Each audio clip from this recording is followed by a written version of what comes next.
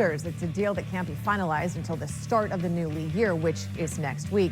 What the Colts are getting in return in just a second. Keep in mind, Wentz still has 3 years left on his contract, and Washington will be his third team in as many years. The Colts are getting a second and third round pick in next month's draft. The deal also includes a 2023 third rounder that could become a second round pick if Wentz is in for 70% of Washington's plays. The Commanders get Wentz along with a second round pick in April's draft. The Colts senior NFL insider Adam Schefter joining us now with much more. Adam, why did both sides make this deal?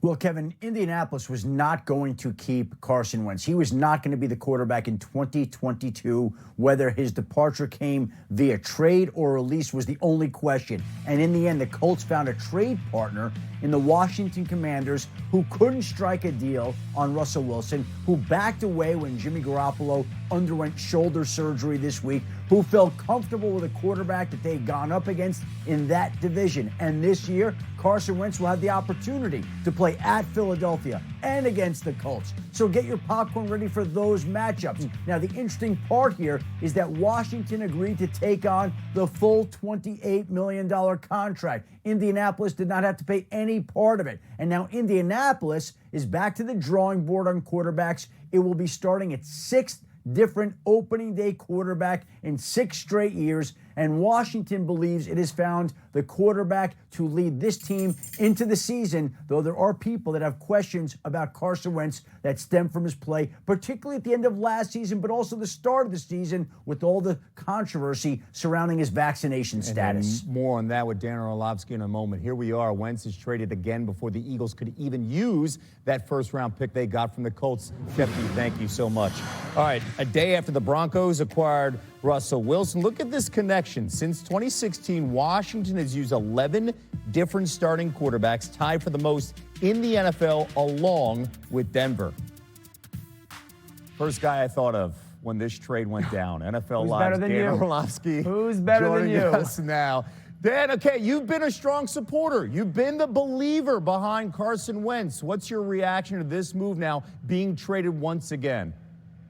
That Carson Wentz has one more year left to prove that he's a starting quarterback in the NFL, Kev. That's my honest initial reaction now that he's been traded from Frank Reich in Indianapolis to the Washington Commanders, that he's going to have one season left to prove that he is capable of being a starting quarterback in the NFL. If you think about, him going to Indy, the conversation certainly led by me was this is the ideal landing spot for him. He's going to play really good football. He's going to be comfortable, a guy that has confidence in him and believes in him.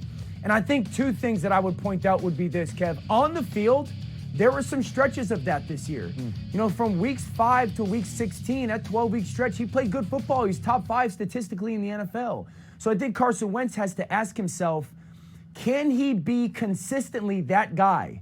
Not the guy that we saw the first 3 weeks and not the guy the last 2 weeks of this season, but can he somehow 6 years in the NFL become that consistency at the position? And then the second thing would be off the field, because I believe that this is about off the field more than on the field. What's not connecting?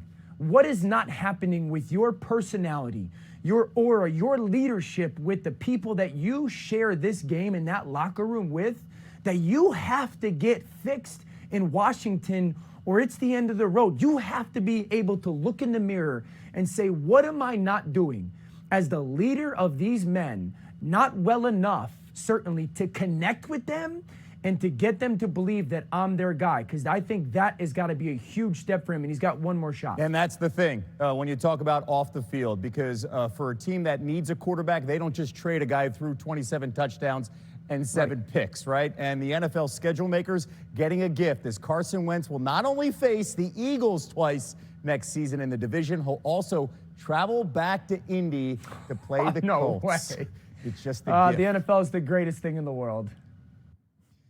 More on the Commanders' new quarterback ahead. Tony and Mike return for PTI's bonus topic. Can Wentz finally be the franchise quarterback that Washington has been looking for? Nicole?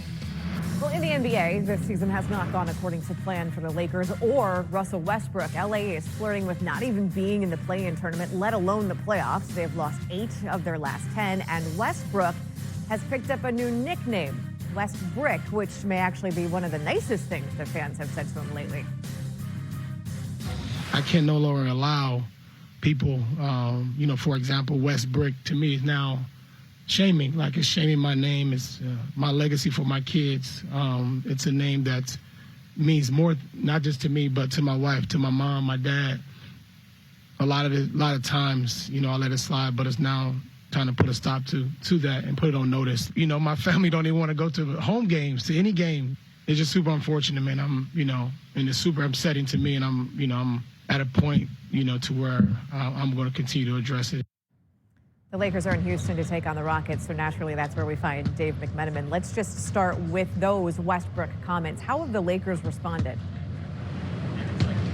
Yeah, Nicole, I checked in with the Lakers Vice President of Basketball Operations and General Manager Rob Pelinka today, and he told me that he had what he termed as supportive conversations with both Russell Westbrook and his wife, Nina Westbrook, in the days that have followed since Russell kind of shared that side of things, what he's been going through, what his family's been going through.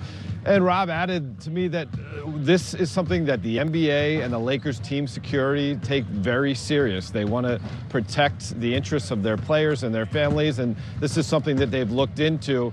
Now, this is an arena where Russell Westbrook used to play, and so we'll see if the Rockets fans don't look back at him fondly for his short stint and we start hearing those Westbrook chants. I did check in with a team attendant who was right behind me working out with some of the Lakers players. He's wearing Russell's sneakers. And I said, is that something that Russell gave to you? He said, no, I went out and bought them myself. I had a great experience in the time I was working with Russell Westbrook with the Rockets. So we'll see what type of reception he'll get. The other guy we're waiting on his reception is LeBron James. He missed last game with knee soreness. I'm told all signs are pointing towards LeBron returning to the court tonight against the Rockets. All right, Dave, thank you very much. Keep in mind the Lakers are currently 9th in the West. They are 4.5 games behind the Clippers, and that would only be for the 8th spot. We'll see you later.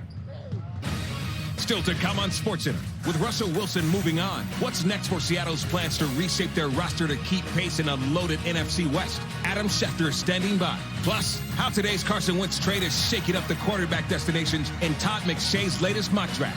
And the NBA's top teams face off tonight. Is the showdown between the Suns and Heat a preview of the NBA Finals? The NBA Countdown crew weighs in.